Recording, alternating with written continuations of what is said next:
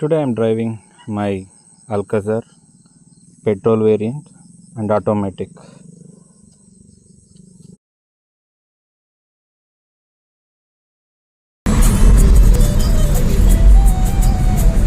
The road is average. Better avoid this road if you are planning for a Hubli trip.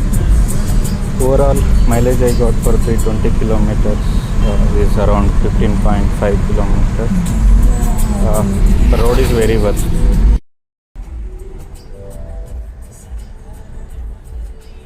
From Kadur till Shivamogga National Highway, Express Highway, infrastructure improvements are happening. So that you can see that everywhere that roads are actually it's very bad condition.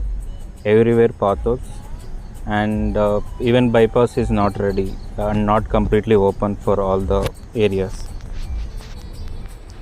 Mysore to Siralakoppa it took around 7 hours, including 2 stops for breakfast and a lunch.